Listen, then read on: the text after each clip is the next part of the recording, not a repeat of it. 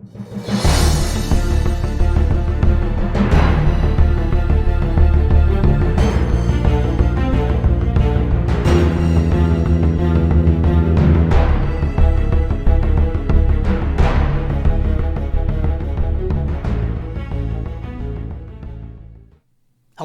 and welcome to another episode of Critical Political Thinking.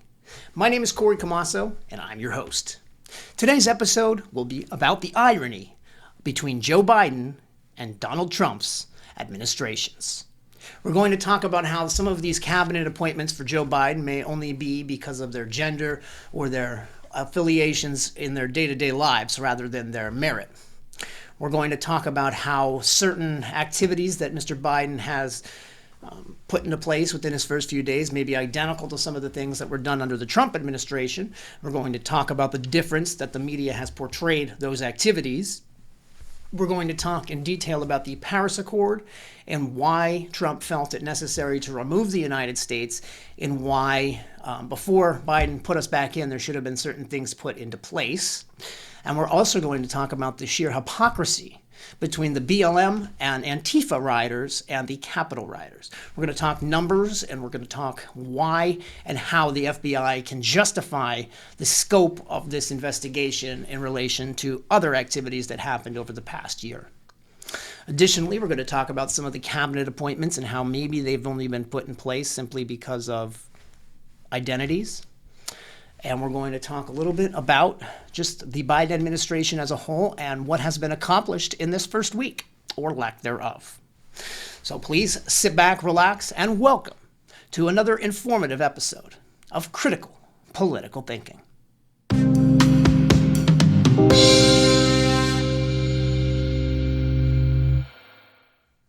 Hello, and welcome to another episode of Critical Political Thinking. My name is Corey Camasso.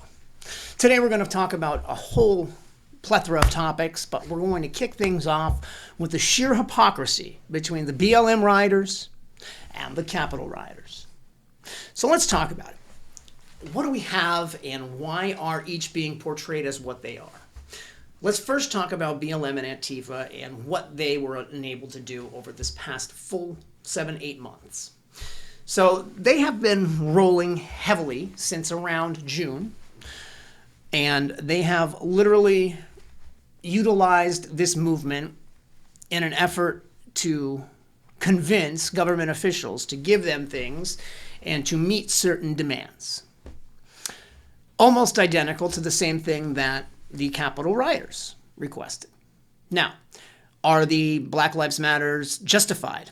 Well, let's talk about the justification behind the matter. Right now, what are they asking for? Police reform. For police to stop killing African Americans. Well, statistically, that's inaccurate. They kill whites at a higher clip. African Americans are killing more African Americans than any other race. And frankly, it boils down to those committing crimes. Not necessarily color, but culture. And what those cultures, and it's so true that it happens because of, fiscally underdeveloped towns and whatnot and communities that just don't have the finances to provide the same level of care and education that some white communities have. And yes, that is factual. And these are things that need to be addressed.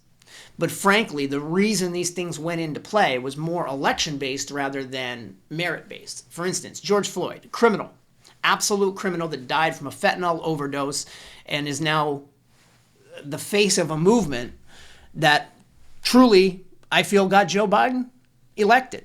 Rightfully, wrongfully, however you may see it. That's why he is in office, because of that movement. Now let's talk about that movement and compare it to the Capitol rioters. So first, let's talk about time. So we have, President Trump's Capitol rioters. We're going to call them election questioning individuals. So the election questioners, this began in November, December, and now into January. So almost 3 months. Okay, and you have Black Lives Matter that's been going since June, where they continue to look at Portland. For God's sakes, look at Portland. May I say any more? So we have 3 months for the Capitol rioters and 7, 8, 9 months for the BLM. BLM has had violence, not all of them, about 98% of it wasn't violent, but the 2% that was violent happened almost every day for the past 7-8 months. So almost every day there was some sort of violence, someone assaulted, some kind of a violent protest, at least once, or let's go with once a week, just to be fair, for the past 7-8 months. Then we look at the Capitol protests. These protests for the election have been going on for 3 months. The only true violence that has ever really come out, other than when BLM attacks, MAGA supporters, you get one day. The Capitol protesters were only violent one day. And the BLM Antifa protesters were violent countless days. So how can the FBI justify this scope and this level of an investigation simply because it was the Capitol? Well, that's not very fair. Other federal buildings were assaulted. People's businesses were assaulted. Those are Americans, and that's just as American as our United States Capitol. And while that may stand for something, and while it may be historic, and it may be a monument to these people, so are their small businesses. It's everything they had. So how can we justify to not I'm not saying not to investigate and not to go after these Capitol rioters, but why aren't they going after the BLM and Antifa rioters with the same level and the same scope? Please explain that irony to me and explain how that, in fact, is not racist. I'm truly amazed because the majority of the Capitol rioters are white. So is that why? Because they're now going after the white people, or they're going after the white supremacists? They find white supremacy worse than the violent BLM and Antifa? Really? I don't see how that's even a thing. Now let's talk about the dead. We have 19 dead for the BLM and Antifa rioters, minimal of 19 that they're credited. Some are more. I'm sure there were suicides. I'm sure there were things that weren't brought to light because of the attention the media gave the Capitol. There were, an additional death through the officer that committed suicide. So we're going to go with the 5 deaths. So for the Capitol rioters, there was 5 deaths. For BLM, 19 plus. Let's go for arrests. 14,000 arrests. 14,000 people did something with the level to be arrested. Curfew, whatever the case may be. 14,000. For the protests for MAGA, literally for the past 3 months, we have around 304. 14,000 to 304. Now, granted, 8 months, 3 months. That math doesn't balance. So you're telling me that the media and the FBI, everybody that is labeling these Capitol rioters and these insurrectionists, locking them in jail, not allowing them out of jail, holding them, and actually federal judges reversing local orders that actually know these people and say, no, they're not a threat to society. This is just a one-time thing. But no, these federal judges are making a point out of the Republicans, and they're making a point out of the conservatives, and they are destroying these people's reputations unfairly, unjustly, and in my opinion, quite racist. So now let's get into the damage. $11 billion in damage for BLM and Antifa in the past 7 months. $11 billion across the whole entire United States. Small business, federal buildings, state buildings, city buildings. $11 billion. And now we have 3.2 million at the Capitol. And all of a sudden, it's the worst thing that's ever happened to the American people. It is a travesty. It's insurrection. They're terrorists. Well, then how the hell is $11 billion in damage clear across the country not domestic terrorism? How can you dare not label BLM and Antifa a terrorist organization when you have people like AOC and Nancy Pelosi and Chuck Schumer screaming at the top of their lungs, they need to be labeled terrorists? No, they don't. No, they most certainly don't. They are Americans. And if you're not going to do it to one, you damn well better not do it to another, because you, in fact, are racist. Pardon my energy for this, but it's upsetting to know that we are being screwed left and right and nobody's doing a damn thing about it. Now, let's talk about the, people involved. BLM, Antifa, 4 million Americans that are affected by this, that are negatively affected. And maybe 13% of the total population, because that's the African American population, so 13%. Now let's go with the Caucasian percentage of 42%, 74 million that feel that their vote was unjustly done. So you're talking a small group to a huge group of Americans, and all of a sudden this huge group of Americans is trash, but this small group is a social justice warrior. Everything they're fighting for is valid. Well, please explain to me how. I understand racial equality isn't where it needs to be, but that's on both sides of the table, apparently, because the media is now racially attacking the Caucasians. Someone needs to stand up for them. We need unity. We don't need this division. This is ridiculous. When we're trying to, Joe Biden's trying to preach this total unity, this conformity, this master plan, but yet it can never happen until we all justify and realize that skin has absolutely nothing to do with anything. It is all about culture. It is the way you act, not the way you look. When people finally get that through your head, then I think we'll be able to understand. But as it stands, the sheer hypocrisy between the Capitol rioters and the BLM rioters is disgusting. It's a disgrace that one is put on a pedestal and the other is kicked to the ground. I agree, the people that assaulted officers need to be persecuted on both sides of the table. But the number, they're not even close. They're not even in the same ballpark. And yet the media has just completely destroyed an entire population. And it's disgusting and despicable. And I put CNN at the top of that, Chris Cuomo and Don Lemon. You have Chris Cuomo, the clown, who came out and said, "Who said protests have to be peaceful?" And then at the same time, he comes out and attacks and condemns the Capitol violencers for doing exactly what he said. Exactly, to the T. So what makes one justified and not the other? Oh, let me guess. Because you don't have a shred of evidence for electoral fraud. But we do. You can deny it all you want. You can claim it's not there. But just because judges didn't give it the time of day doesn't mean it didn't exist. We live in Luzerne County. Kids for Cash, look it up. How can we not say that that same exact thing isn't happening at a federal level in these courts when push came to shove? There was enough statistical anomaly that it should have at least been looked into. There should have at least been some kind of credible transparency, and there wasn't. And the fact that there wasn't lends credibility to the fact that there was something wrong with that election. And if you doubt that, prove it by allowing it to go to court and allowing our case to be heard. That's all I ask. I don't think that's much to ask. Let's continue on this hypocrisy while we're at it. So let's talk about the Muslim travel ban, that xenophobic Muslim travel ban that the Trump administration put into place. And Joe Biden, that's so xenophobic, we can't do that. Well, guess what the Biden administration did within the first week of being in place, mind you, within the first week, and on top of that, I apologize, not the Muslim ban, the travel ban for COVID. Pardon my language. The travel ban for COVID. So, this was xenophobic to put these travel bans in place to stop people from coming into our country regardless. They're this, that, and the other thing. And yet the Biden administration within the first week re-administered the policy that the Trump administration even lifted because they were being attacked so much. Now they put it in place, and all of a sudden, the media now claims, well, that's amazing. Joe Biden is such a COVID warrior. Are you kidding? If you cannot see that idiotic hypocrisy, then I don't know what you're watching. And maybe you do deserve to be a sheep because, frankly, you're blind. That's all there is to that. I mean, really, that's all there is to that. I just don't understand. So, and now we have, let's see here, the mask mandate, the federal mask mandate.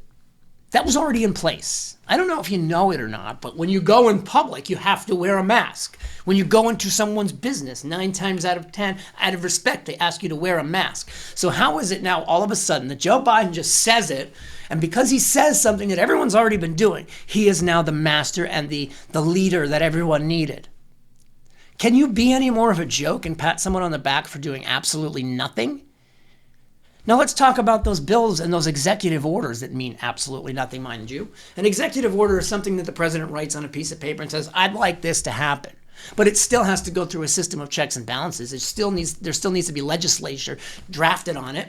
So what you need to understand is, all these things are great, but they're just meaningless pieces of paper until something valid and positive happens for America. And out of the 20-some executive orders, I guarantee you a minimum of 20 are not going to benefit America in the end. And while you may think they're great because they help this, they help that, they're social warrior, at the end of the day, America will be screwed because of them. Mark my words. Let's take the Paris Accord, for example. What is the Paris Accord? The Paris Accord is a group of basically the United nations, like I think it's like 170 or 190 nations that got together and they formed a plan. Now, each country was enabled to put their own plan into effect. The Obama administration put theirs into effect so much so that it was so detrimental to the United States. Not that it was detrimental to the climate. It's what needs to be done, don't get me wrong. But the way that it's put into place is basically, we're going to do all of this right now, and every other country's plans that they put into place aren't even going to come close to what we're doing. So the reason Donald Trump removed us from the Paris Accord is not because he didn't care about climate or because he didn't want to get some of those things done, but it's because he didn't feel it necessary to put a force and a lock in place that now allows other countries to do whatever the hell they want, but forces us into something that's not going to benefit America at the end of the day. And yes, we need to take care of our country. We need to worry about climate control. We need to worry about all of the things that matter in this world. But at the end of the day, we cannot sacrifice our country's stability. We won't be here in 30 years. Other countries will dominate and take us over if we lose the fiscal power that we have that generates the army that we're now going to be cutting by substantial amounts thanks to the Biden administration. Like, I just don't understand how America doesn't see that what he's doing is simply appeasing every other country to silence them enough so that they can profit. That's all the Democrats want, is to profit and for personal power and personal money at the end of the day.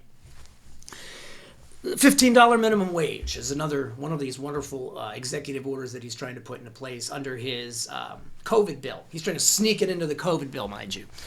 Let me explain why a $15 minimum wage is disgusting. Not because Americans don't deserve $15 an hour, but because who is the government to tell an independent business what they should or should not pay someone? A minimum wage is in place simply to ensure that there's a safe standard. But you cannot justify doubling, in some cases, that minimum wage. You can't do that overnight. It is going to destroy small business. But wait a minute. Isn't that what they're doing with their COVID restrictions? Isn't that what they've been doing all along? Wait, isn't that what they want? You got it. They don't want small business. They want central control, government central control over all big business. And that's what socialism is, people. And you don't even realize. You think all these things are to benefit America? They're all coming together in one giant socialist plan. And we are so screwed, you don't even realize it. You need to stop allowing these things to happen. You need to call out the media's hypocrisy on the fact that they are literally praising the Biden administration for doing the opposite of good. And it's disgusting and despicable. For instance, Biden administration has put Rachel LeVine as the assistant to the Secretary of Health. Do we know who Rachel LeVine is, America? I know here in Pennsylvania because he is personally responsible for the death of over 20,000 of our great Americans while removing her own mother. Well, let's talk about it. So you have Rachel LeVine. This is a transgender individual, used to be a man, Richard LeVine. Dr. Richard LeVine has a family, a child, the whole nine. One day woke up and decided, not going to be a man anymore, I'm going to be a woman. Now, this is someone that, mind you, that is in control of the health field. And up until maybe 2-3 years ago in the health field, this was considered gender dysmorphia and was a mental disorder, a problem, something wrong in the brain. Now, obviously, through social justice warriors, that's all changed. But at the end of the day, that's someone who is in control of science that doesn't accept science. Bottom line. So we have Rachel LeVine, as she would like to be called now, and we will respect that. Rachel LeVine, but we will not respect her as the job that she has done. She, Cuomo, Murphy, they all signed these bills that literally forced elderly into nursing homes, even if they had COVID, which was a death sentence for everyone else in that nursing home, mind you. Before this was signed, she immediately removed her mother from the nursing homes, knowing damn well what was going to happen. Why did they do this?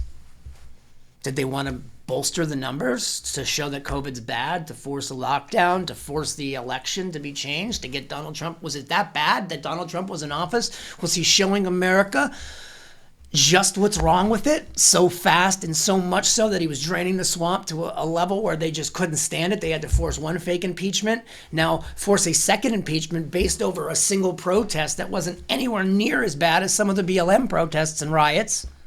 It's disgusting, it's despicable, and if you don't see the sheer irony in all of this, all circling back, I don't know how to explain it to you.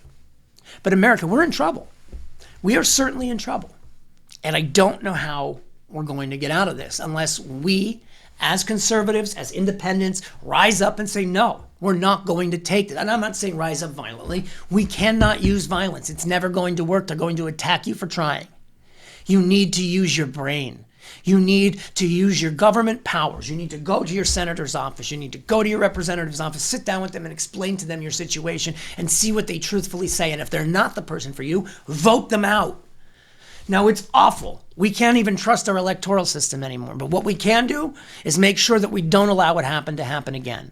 We need to go in and ensure these mail-in ballots don't ever happen again. And the only way to do that is to get involved, and to get involved in your local government and do it now. You can't wait. You can't hope somebody else comes about. It's just not going to happen. We need to make sure we're doing these things, and we're doing them now. If they're allowed to put us back in this Paris Accord, which is literally going to cost 6.5 million jobs at the end of the day, and they're saying, oh, what about all the jobs it's going to create? Windmills don't really require that many people. Solar panels don't really require that many people. So let me tell you, the 6.5 million jobs that are gone, only 2.2 million are coming back. And out of which they're not going to pay anywhere near the same, because the generation costs and what we're selling isn't, we're not going to be able to source this energy. We're barely even going to be able to make it. On top of that, we're talking $3 trillion in economic loss at a time when we're handing out trillions for a stimulus. We can't afford to lose any more $1 trillion. We're already farther in debt than we can afford. And by Joe Biden trying to appease this stupid Paris Accord by signing us back up, yes, we need to worry about climate change, but no, we don't need to worry about it so much so that it destroys our country. It's going to cost the average individual, this is where it's going to cost you $7,000 per family annually to meet the requirements, is what it's going to end up costing at the end of the day. I don't think your electric bill costs that much currently. It's just not good. People, there has been so many issues within the first week. On top of that, there have been so many on the other side now labeled and attacked simply for doing the same thing that the left has been doing all summer. We need to stop the hypocrisy. We need to stand up against the irony. That's exactly why we created this channel in the first place, and we hope that you share this video, understand its content, and get it out there. You know the YouTube algorithms are not going to share this video. Facebook will not share this video. You need to do it. We will rely on you. Please help us share this information and get the truth out there. My name is Corey Camasso, and this is Critical Political Thinking. Please like, please subscribe, and please ring that notification bell. You don't know how much that helps us. I mean, we are a non-paid, non-monetized channel. We aren't paid for our services. Everything we do because we feel it's our duty to our country. If you have the ability to donate, please do so. We'll include our GoFundMe link below. Thank you so much for watching Critical Political Thinking. Please comment, let us know what you think, and let us know if there's anything you'd like us to take a look into, because that is why we're here. My name's Corey Camasso, and this has been Critical Political Thinking. God bless America.